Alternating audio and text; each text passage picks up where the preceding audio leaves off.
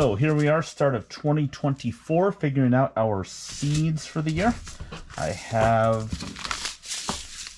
3 gardens, a 40 foot by 80 foot that includes a greenhouse, a 20 by 60 foot that primarily has been squash and things that kind of can be left alone and ignored for the season, and then I have this year a 30 by 70 that's going to be some wide rows and bigger stuff that needs trellising. So without further ado, things that I purchased for this year's 2024 garden. All of these are from M.I. Gardener up in Michigan. Absolutely love what they have.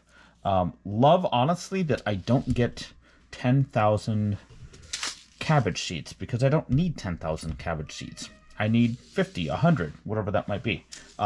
Anyway, if you don't know Luke up at M.I. Gardener, check it out. Awesome stuff, YouTube and online.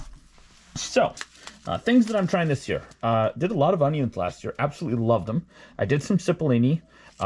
Those are probably my favorite. Really like the white. So I'm going to try Southport White Globe this year. I've never done that. I also have Crystal White Wax. I did these last year. Turned out well. They were just a little bit tiny and I got them in way too late, so didn't do a whole lot with them. And then probably my favorite is Pompeii. Never heard of it before this. Found it last year. Planted it. Not sweet, but not terribly strong. So they were really good choice. You can mix in a meal and it doesn't overpower. And then Bianca Di Maggio, Italian style, also wonderful. And then I have 2 Ruby Red and Elsa Craig of my yellow Elsa Craigs. And Ruby Red I grew last year. Quite strong, quite potent, but grew extremely well. Completely neglected them and loved them. Basil, last year I attempted to plant about a dozen types of basil, ended up with probably 3 or 4 that did really well, and these were the 2. Italian large leaf, of course, and then the mammoth I really liked. The crinkled leaves, more of this almost a Savoy look for like a cabbage leaf, worked really well. It was really easy to mix in with things because it didn't get that matted appearance that some of the basil does when you try and make like a pesto. So that was kind of cool. Purple top rutabaga, tried and true, love them. Animals love them, so they're great for that. Calabrese broccoli. Gonna try this again. I've grown broccoli the last 3 years. I've never gotten much other than a single small little tiny stalk. And usually by the time that happens, it's July and they're not terribly happy because it's too warm. So gonna try this year, put them under some shade cloth and try and start them early enough that I can actually get some decent heading before the July heat kicks in, but we shall see. 2 types of Brussels sprouts this year. I have Long Island and Catskill. Tried both of these last year. Plants were gorgeous. Grew extremely well. Very easy from seed. I had no issues with that. But they were basically did nothing. I had little tiny foot and a half stalks by end of September. So they did go out very early. So if anybody knows a trick on those, let me know. We love the Brussels sprouts, but they did not grow well. So we'll see. Maybe this year will be different. And then the big stuff. We do huge number of pickles. So this year I'm going to try some of their actual pickling cucumbers and try and pick them on time. Boston Pickling, Wisconsin SMR, Space Master 80, more of a sandwich style, something I can just pick when it is relatively tasty and use in salads. Marketmore 76, same with them, and then National Pickling. I've grown all of the pickling ones before with the exception of the Wisconsin SMR. I planted those last year, forgot about them on a warm day, and they were gone. So 3 types of pickling cucumbers this year. Hopefully pick them quickly enough and soon enough that I can actually make that work. Had really good luck with cabbage last year until about middle of July when the cabbage loving insects got in and destroyed basically everything. So ended up with a lot of great rabbit snacks, but not so much for us. So we're going to try this again this year, hopefully with some insect protection and other things. Golden Acre, Copenhagen Market, some more Golden Acre, and then our personal favorite, Savoy Perfection. We did this a couple years ago, 2 years ago, I think, and it was a lot less of kind of the hard, crunchy cabbage and a lot more kind of a soft, almost like a kale. Really enjoyed that. Mammoth Red Rock, hopefully do some sauerkraut this year. A couple of them. And Early Jersey Wakefield. Did this last year.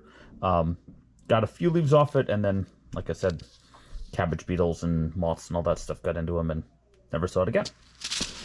And then the big stuff. Last year grew about 150 pepper plants. Had enough to can, or pickle rather, had enough to freeze, but we can always use more, so we're going to try that this year. Big red bell, I did not grow these last year. I had the seed got wet and lost it, so we'll try that again. Big Jim I grew last year, loved them. They were not as sweet, obviously, as a regular like sweet bell pepper, but very nice, very large, and very meaty, so they worked real well for storing and didn't get to be terribly soft. Tam jalapeno, never tried before, gonna try it. Cubanelle did a little bit last year, and then the season got away from me and I didn't end up harvesting most of them. Red Corno di Toro, I also did these last year.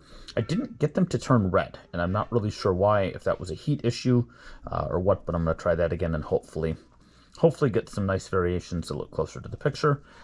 Lemon Drop, I did not do these last year. I did some other lemon, something like a sugar sweet, I believe was an orange one. Loved them. Very nice spice, if I recall from these. I believe it's spicy. Yeah, spicy and tangy. So gonna try that again. I like the spicy, I like the jalapenos, but I also like something with a little more of like a sweet or a smoky after flavor. So we'll try that. Big Jim again, and Keystone Resistant Giant Bell. I tried these last year. They grew to be gorgeous large peppers. My only issue was I didn't get very tall plants. So I'm going to try and prune the plants a little bit this year and hopefully end up with something that's a little more of kind of a stocky plant, maybe 2 or 3 feet tall instead of like an inch or a foot where they're sitting on the ground. And last but not least, tomatoes for the year. Last year grew about 80 tomato plants. I'm going to try and triple that this year so we have enough to do more sauce. We go through a lot of that. Yellow plum grew these last year. Absolutely loved them. Snacked on most of them. Red pear, I've never grown. Always been on my list.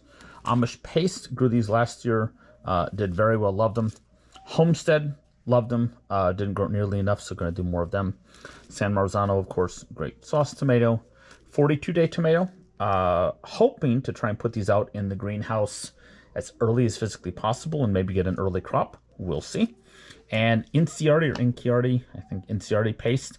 Grew these last year, only got a couple off the plant, but they were absolutely delicious. Wonderful paste tomato and a lot of almost a smoky flavor. So we're going to try that and see where we go from there. So anyway, thanks for hanging out. Any other suggestions, things that you would say, hey, you got to grow this, grow that? Let me know. I grew at one point in time about 80 varieties of vegetables in a relatively small garden space. So now that I have the space, more than happy to expand and take some recommendations. So anyway, thanks for watching. See you in the next one.